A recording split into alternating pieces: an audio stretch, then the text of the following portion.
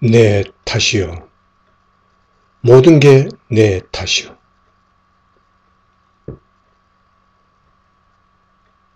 옛날 어떤 농부가 늦은 나이에 아들 하나를 얻었습니다. 농부는 집안 형편이 넉넉지 못하여 아들을 배불리 먹이거나 좋은 옷을 입혀서 기를 수가 없었습니다. 그러나 농부는 아들의 성품만은 훌륭하게 기르겠다고 마음먹었습니다. 농부의 그런 정성 덕분에 아들은 성실하고 마음씨 착한 청년으로 성장했습니다. 그리고 이웃 마을에 사는 얌전한 아가씨를 맞아 결혼을 하였습니다. 농부의 가족들은 새 며느리를 매우 사랑했습니다. 며느리 역시 친정 가난했으나 가정교육만큼은 훌륭하게 받은 처녀였으므로 시댁 어른들을 아주 국전히 모셨습니다. 어느 겨울날이었습니다.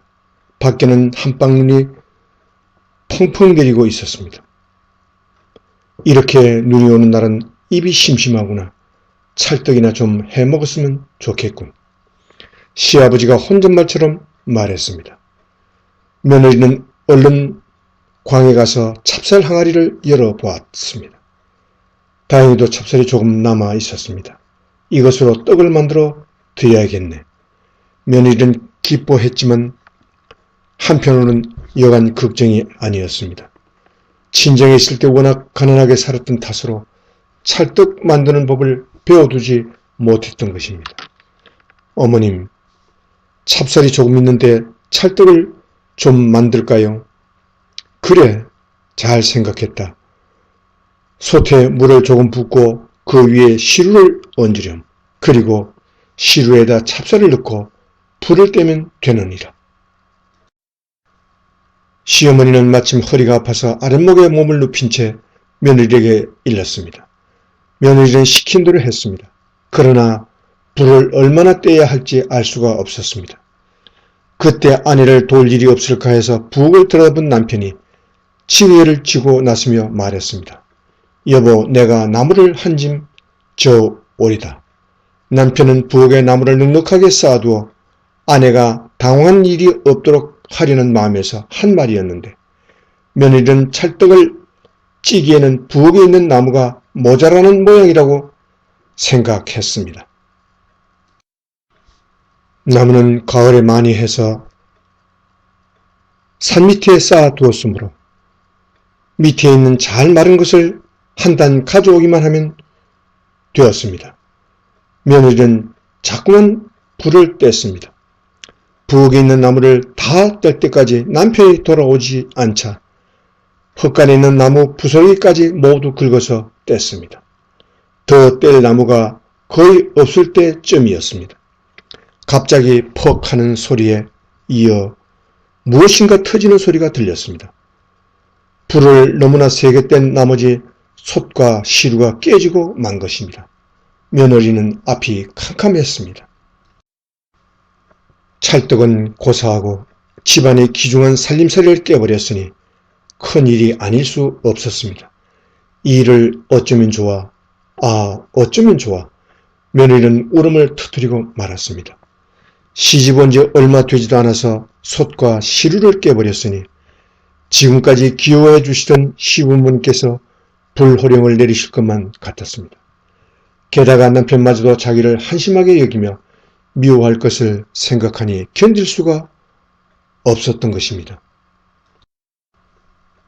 며느리는 찰떡 한번 해먹지 못했던 가난이 서러워서 훌쩍훌쩍 울었습니다. 그때 따뜻한 아랫목에서 잠깐 잠이 들었던 시어머니가 며느리 우는 소리에 정신이 번쩍 들었습니다. 아니, 얘야, 무슨 일이 있었느냐? 며느리는 울면서 말했습니다. 어머님, 제가 불을 너무 많이 떼어 솥과 시루를 깨고 말았습니다. 그런데 시어머니 입에서 나온 말은 전혀 뜻밖이었습니다. 아가야, 얼마나 놀랬겠니? 내가 곧 내다본다는 것이 그만 깜빡 잠이 들고 말았구나. 모두 내 잘못이지. 내 잘못이야. 금방 얼음 같은 호령을 내리라고 생각했던 며느리는 시어머니의 따뜻한 말에 감동하며 더욱 흐느껴 울었습니다. 그때 나무를 한 짐 지고 들어오던 남편이 울고 있는 아내를 보고 놀라서 물었습니다. 어머니, 저 사람이 왜 우는 것입니까? 무슨 일이 있었습니까? 불을 너무 떼서 속과 시루를 깼다는구나. 저런, 내가 나무를 진작 넉넉하게 져다 놓았으면 오늘 같은 날 집을 비우지 않고 불 때는 것을 도와줄 수 있었을 텐데 어머니, 제 잘못이에요. 남편은 진심으로 미안해하며 말했습니다. 그때 사랑방에 있던 시아버지가 나와서 무슨 일이 벌어졌는지를 묻더니 이렇게 말했습니다. 허허, 내가 공연히 찰떡이 먹고 싶다고 해서 너를 고생시켰구나. 모두 내 탓이다. 내 탓이야. 며느리는 너무나 감격스러워서 눈물마저 쏙 들어갔습니다. 온 가족이 자기를 위해 준다는 것을 안 며느리는 몸둘 바를 모르며 말했습니다. 아버님, 어머님, 정말 고맙습니다. 앞으로 더욱 정성을 다해서 모시겠습니다. 며느리의 말에 늙은 시부모는 빙그레 웃는 얼굴로 고개를 끄덕였습니다. 여보, 우리 집의 가훈이 화목이라고 말해준 것을 잊었어. 한 번 실수는 누구나 할 수 있는 것이니 너무 걱정 마시오.